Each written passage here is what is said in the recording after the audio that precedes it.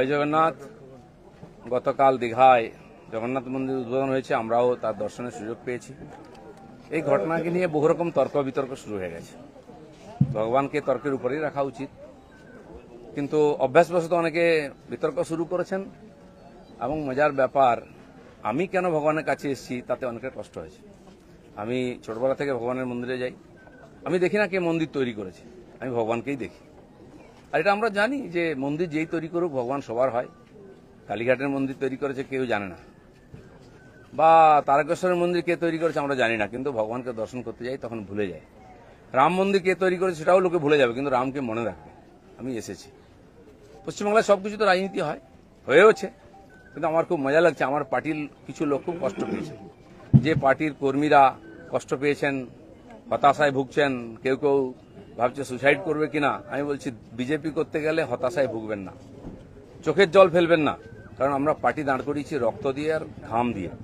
যেন বিজেপির কর্মীরা পেছনে তাকায় না, ভয় পায় না, সন্দেহ করে না।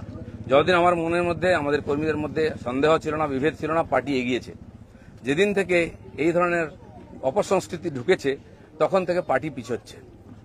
দিলীপ ঘোষ 42 বছর ধরে ঘরবাড়ি ছেড়ে সমাজের কাজ করছে, 10 বছর রাজনীতি করছে। দিলীপ ঘোষের দিকে আঙুল তোলার হিম্মত কারণে না পক্ষে না বিপক্ষে, যে কোনো ধরনের আমি চ্যালেঞ্জ করছি। যাদেরকে আমি নিয়ে এসে নেতা বানিয়েছি, যারা বিজেপি দেশে করে খাচ্ছে, তাদেরই বেশি পেট ব্যথা হচ্ছে। যাদেরকে আমি নিয়ে এসে নেতা করেছি তারা খুব চিন্তিত ভবিষ্যৎ নিয়ে। পার্টির উপরে ভরসা রাখুন, চিন্তা করার কোনো দরকার নেই। আর দিলীপ ঘোষ পার্টি ছাড়বে কিনা, কোথায় যাবে, অনেকে দুশ্চিন্তাগ্রস্ত, অনেকে আনন্দিত। দুশ্চিন্তা করার দরকার নেই, আনন্দিত হওয়ার দরকার নেই। দিলীপ ঘোষ দরকার হলে রাজনীতি ছাড়বে, কিন্তু পার্টি ছাড়বে না, বিজেপি ছাড়বে না, এটা পরিষ্কার বলে দিচ্ছি। কিছু লোক হয়তো চাইছেন আমি পার্টি ছাড়লে জায়গাটা খালি হবে, সুবিধা হবে। সেটা হওয়ার চান্স নেই, কারণ আমাদের কাছে মিশন পশ্চিমবাংলায় যতদিন না রাজনৈতিক পরিবর্তন হচ্ছে লড়াই চলবে। আর যে আমার লক্ষ লক্ষ সাথী 10 বছর ধরে আমার সঙ্গে লড়াই করেছেন, রক্ত দিয়েছেন, ঘাম দিয়েছেন, প্রাণ দিয়েছেন, পরিবারকে রাস্তায় বসিয়ে দিয়েছেন, সেটাই আমাদের কাছে প্রেরণা। কেউ বলছে 57 জন শহীদ হয়েছে, তারা ভাবছেন যে 21 সালে বোধহয় বিজেপি তৈরি হয়েছে। তা হয়নি, 257 জন শহীদ হয়েছে, রাজনৈতিক শহীদ। সেই শহীদ ভুলিনি, কারণ আমার সময় তারা প্রাণ দিয়েছেন। তার ফলে 77 সিট জিতেছিলাম। আজকে 1 ডজন এমএলএ আমাদের ছেড়ে চলে গেছে, এমপি চলে যাচ্ছে, পঞ্চায়েত, জেলা পরিষদ, সমিতি চলে যাচ্ছে। কিন্তু আমি বলছি আমাদের বিচারধারা, আমাদের রাস্তা ঠিক আছে, ঘাবড়াবেন না, ভয় পাবেন না। বিজেপি ভয় পায় না বলে ভারতবর্ষে পরিবর্তন করতে পেরেছে। আমরা সেই পার্টির সংস্কৃতি মানি যে পার্টির প্রধানমন্ত্রী অটল বিহারী বাজপেয়ী কালীঘাটে গিয়ে মমতা ব্যানার্জির মায়ের পায়ে হাত দিয়ে প্রণাম করেছিলেন। আমরা সেই সংস্কৃতির লোক। মমতা ব্যানার্জি তখন আমাদের সঙ্গে ছিলেন, আর অন্যদিকে চলে গেছেন, শত্রু হয়ে গেছেন, এটা আমি মনে করি না। রাজনীতি আমার কোনো শত্রু নাই, আমি সবাইকে মিত্র করার চেষ্টা করি। আর মিত্র করেছে বলে ভারতীয় জনতা পার্টি এত বড় হয়েছে। অন্য পার্টির বহু নেতা এসে পার্টির নেতৃত্ব করছেন। তো সেই জন্য আমরা সেই সংস্কৃতির লোক, সেই পার্টির কর্মী যে পার্টির প্রধানমন্ত্রী অটল বিহারী বাজপেয়ী শান্তির বার্তা নিয়ে বাসে চড়ে লাহোরে গেছিলেন, শত্রুর দেশে গেছিলেন, ঘোষিত শত্রু পাকিস্তান। প্রধানমন্ত্রীর সঙ্গে আলাপ করেছিলেন। ফিরে আসার পরে পাকিস্তান আক্রমণ করেছিল, কার্গিল যুদ্ধ হয়েছিল। অটল বিহারীর হাত কাঁপেনি, মিরাজ পাঠিয়ে দিয়ে, সেনা পাঠিয়ে দিয়ে সমস্ত বাংকার গুঁড়িয়ে দিয়েছিলেন। আমরা সেই সংস্কৃতি, এটা ভারতের সংস্কৃতি, এটা বিজেপি সংস্কৃতি। আমার প্রধানমন্ত্রী নরেন্দ্র মোদী, তিনি নওয়াজ শরীফের বাড়িতে বিয়েতে নেমন্ত্রণ রক্ষা করতে গেছিলেন, কোনো প্রোটোকল মানেননি, আশীর্বাদ করেছিলেন মেয়েকে। কিন্তু তারপরে পাঠানকোট হয়েছিল, পুলওয়ামা হয়েছিল, কিন্তু নরেন্দ্র মোদী সার্জিক্যাল স্ট্রাইক করতে, এয়ার স্ট্রাইক করতে পিছিয়ে যাননি, কারণ এটাই বিজেপি, এটাই ভারতীয় সংস্কৃতি। সেজন্য আমরা যেন আমাদের পরিচিতি না ভুলে যাই। আমার পাড়ায় বিয়ে হচ্ছে টিএমসি নেতার বাড়িতে, সে টিএমসি করে বলে তার বাড়িতে আমি বিয়েতে যাব না। এই ধরনের জঘন্য নিম্ন রুচির রাজনীতি দিলীপ ঘোষ করে না, করবেও না, এটা আমি ঘৃণা করি। আমার বাড়ির জামাই যদি অন্য পার্টি করে, সেই মেয়ের বাড়ি আমি যাব না, এই রাজনীতি দিলীপ ঘোষ করে না, করবে না। যারা করতে চাইছে এটাকে, বিজেপিকে এই অপসংস্কৃতি আনতে চাইছে, তারা বিজেপি জানে না, তারা বিজেপি জানে না, তারা দিলীপ ঘোষকে চেনে না, এর পিছনে কত ত্যাগ তপস্যা আছে জানে না। যারা 21 সালে এসছে, 20 সালে বিজেপিতে এসছে না, তারা বিজেপি বুঝতে পারবে না। কেউ কেউ আরএসএস দেখাচ্ছে, কেউ কেউ হিন্দুত্ব বোঝাচ্ছে। দিলীপ ঘোষকে হিন্দুত্ব বোঝাবেন না। আমার কাটলে গায়ে হিন্দুর রক্ত বেরোবে, বিজেপির রক্ত বেরোবে।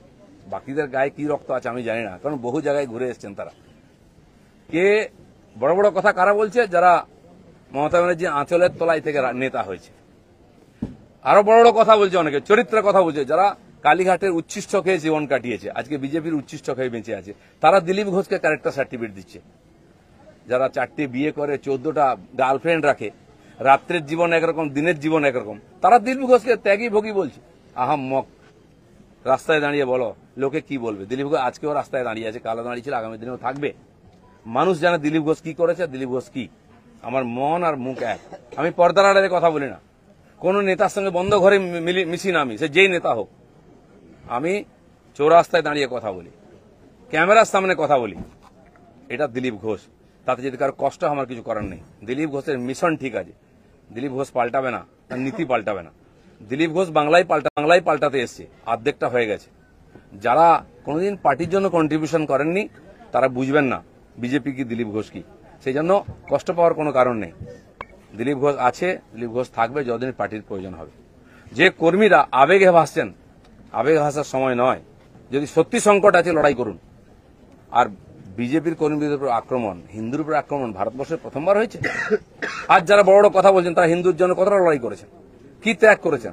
4 পয়সার ত্যাগ নেই। বিজেপিতে কামাতে এসছেন, কামানো কমে যাচ্ছে। আমি দোকান সাজিয়ে দিয়েছিলাম 77টা এমএলএ দিয়ে, 1 ডজন এমএলএ আজকে নাই কেন? এমপি কোথায় গেল? জেলা পরিষদ সমিতির প্রধান চলে যাচ্ছে কেন? জবাব কে দেবে? 21-এর পর থেকে বিজেপি নামছে। 19 সালে বিজেপি 41% ভোট পেয়েছিল এবং আজ অনেক নেতা আমাদের পার্টিতে তার বিরুদ্ধে লড়াই করে আমরা পার্টিকে বাড়িয়েছিলাম। অনেকে প্রশ্ন করছেন 41% ভোট আর 121টা বিধানসভায় আমরা লিড নিয়েছিলাম। 5 বছর পরে 24 সালের ইলেকশনে সেই ভোট 39% নেমেছে আর 91টা বিধানসভায় আমরা লিড পেয়েছি। পার্টি এগোচ্ছে না পিছোচ্ছে? আমরা জিততে ভুলে গেছি 21 সালের পরে। প্রশ্ন করুন, পাবলিক প্রশ্ন করছে। দিলীপ ঘোষের এটাই প্রশ্ন আছে।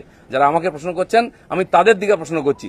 আপনারা তো নীতি শেখাচ্ছেন, রাজনীতি শেখাচ্ছেন, হিন্দুত্ব শেখাচ্ছেন, কি দিয়েছেন সমাজকে? কেন পার্টি নেমে গেছে? 250 লোকের প্রাণের বিনিময়ে যে পার্টি দাঁড় করিয়েছিলাম সে পার্টি কোথায় আজকে? কেন হারছি আমরা? কেন লোকে ছিচিৎকার করছে? আর এই দালালরা যেদিন থেকে পার্টিতে এসছে বিজেপির গন্ধও চলে গেছে, বিজেপির স্বাদও চলে গেছে। লোক বিজেপির ভরসা করতে পারছে না। তাই ভরসা ফিরিয়ে আনার জন্য লড়াই করুন, নাটক করবেন না। রক্ত দিয়েছি আমরা, ঘাম দিয়েছি, তারপরে মানুষের বিশ্বাস জিতেছি, মানুষের আশীর্বাদ জিতেছি। দিলীপ ঘোষের তো লড়াই জারি আছে। আপনারা ঠিক করুন কে কোন পার্টি থেকে লড়াই করবেন। দিলীপ ঘোষ পার্টি পাল্টাতে আসেনি, পশ্চিমবাংলাকে পাল্টাতে এসেছে। ধন্যবাদ সবাইকে।